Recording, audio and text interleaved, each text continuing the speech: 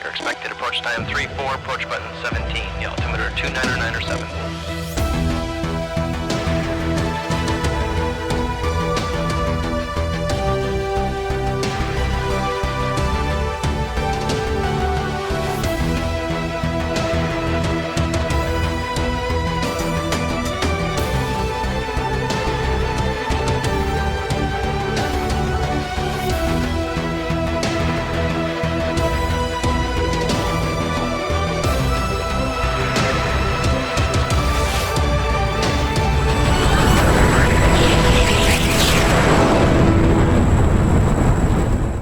Hey everyone, this is Prickly Hedgehog. Welcome back to the DCS SITREP. This is Friday, November 4th, and this could be the last Friday SITREP for me for a little while due to some scheduling changes in work. We will, of course, still be doing SITREPs, but they may be Sunday, they may be Monday. We'll have to see what happens. Nonetheless, stick around now. Let's dig into this week's ED newsletter, which focuses on three core areas. One was the explanations about 2.8. There was a small changelog in the form of a flow-on patch for fixes after 2.8's release last week. And lastly, we have the ongoing Halloween sale, which is now extended to November 7th, both in the eStore and Steam. I'll make that. Is he letting you? Is he guiding you? Yeah, it's really weird looking. Yeah. Let's begin with 2.8, which ED broke down into chunks to explain what it is based on community questions. They explained that 2.8 is a step towards more realism and what they quoted here as quality of life improvements. I'm not sure exactly what they mean by that phrase, but certainly we have seen a boost in the visual realism in atmospheric effects, which we discussed last week. These include the quality of the clouds, rainbows, ice halos, in conjunction with other lighting and shadow effects. On that note, ED explained that they have introduced to the Persian Gulf map a new point lighting system, which is a test map for expanded injection of the technology into other maps in the future. Excellent. And then TR. So, is it showing? Yeah. I'm just going to see if it. Well, let me see if it works. Yeah, that lighting looks really cool. On the tanker or on the deck or where? Deck. Yeah, like the lights for the road traffic. You mean on the ground, not the carrier deck? No, not on the carrier. This allows light sources like parking ramp floodlights and more to cast dynamic lighting of objects and within cockpits. Some of you will recall some objects like aircraft would still remain black and not reflect appropriately artificial light sources around airfields and hangars. If you go to the Persian Gulf map, you will notice that this has been rectified at night now. The system requires the use of dynamic shadows as well, and ED advised that they are planning a new approach to handle the complexity of shadows in DCS world. Now, while most of us can appreciate this, and I'm very curious as to how the shadows are going to be tackled in the future, as I believe these have quite an effect on processing and FPS rates. If you're a VR user, you may be one that noted reductions in performance, and ED has acknowledged that the moving clouds require additional calculations. They're investigating this and hope to fix the issue as soon as possible, so stay tuned or let me know what you think about that and whether VR is a problem. Some of you were quick to point that out last week in the discussion portion of the channel. Over Halloween, ED introduced some spooky Easter eggs to celebrate the season, which I must admit were pretty well done. The skeletal deck crew with flaming torches was a big hit, but other Easter eggs popped up as well. Let me know in the comments section below if you found a few others. I won't ruin them for you, but let me know if you had a few others you found that appealed.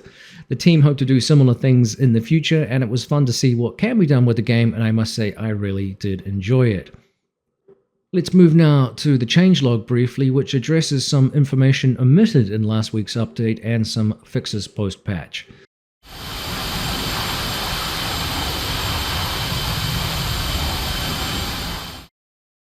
According to ED, not mentioned were adjustments to the Black Shark 2's flight model to do with engine gas dynamic instability during rocket launch from the inboard launchers at hover and at low speeds.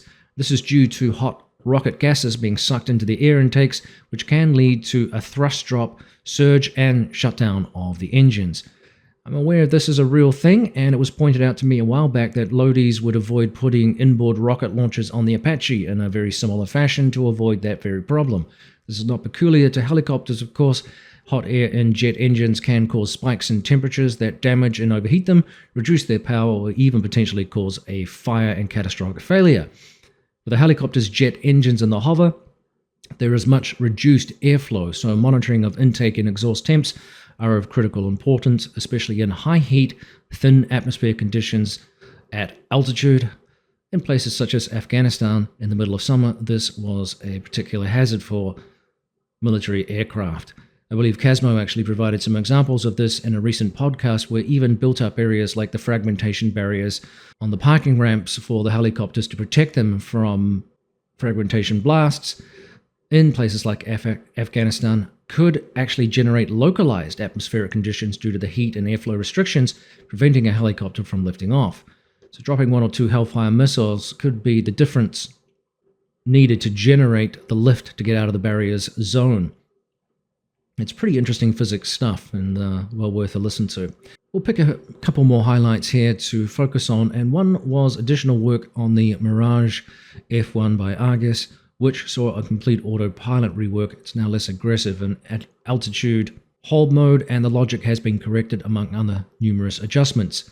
Finally, several aircraft saw fixes, including the Mirage 2000, the Harrier, F-14, F-16, the JF-17, the Hind, I believe the Apache, and several others.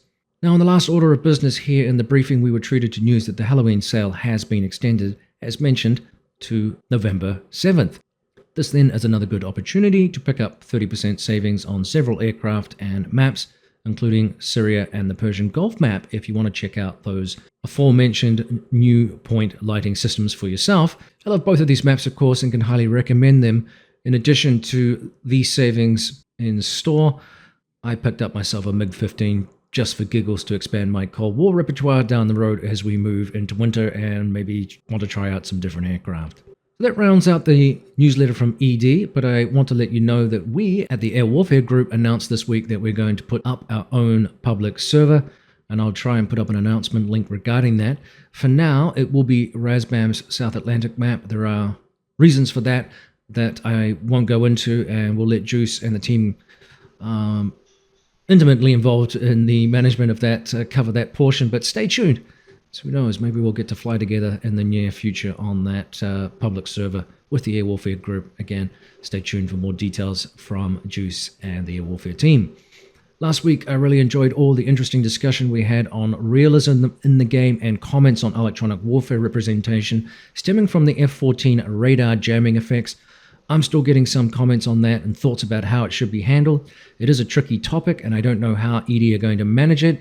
Nonetheless, thanks for all the input there on that discussion. It really is an interesting one, and I'm still learning a little bit about that in terms of how it's been handled in prior games, thanks to, and I forget the handle there, to the person who pointed out to me that this has been modeled in a slightly different way in older games, right back to Jane's in the 1990s. I used to fly the AF-2000 game in the 90s, and I don't recall how that was handled, how that was modeled, whether it was realistic and all the rest of it. Times change, things change, and I totally get where ED's coming from, but I also, I guess I can understand some of the frustration and some of the desire to have a little bit more realism in that modeling. So we'll have to wait and see how that gets handled in the future. Now let me know what your experience is with 2.8. It's important raw feedback for the developer. Thus far, I really like it, and notwithstanding issues, of course, with VR, I'm looking forward to further tweaks to the shadow and lighting effects. I'm also eager to see if we get an F-15E this year, as Baltic Dragon posted a snippet on Twitter about the interactive manual he is working on for the aircraft, which was very exciting to see. I'll do my best to keep you abreast of these changes and updates. Thanks for tuning in. We'll see you next time. Like I said, it won't be a Friday next week for me for this particular show, but there will be a next time, and it will be a DCS SITREP. So this is Prickly Hedgehog out for now. Cheers. Thanks for tuning in. Stay safe out there, everyone. Carry on flying. We'll see you next time. Let's report rejoin. That's pretty good.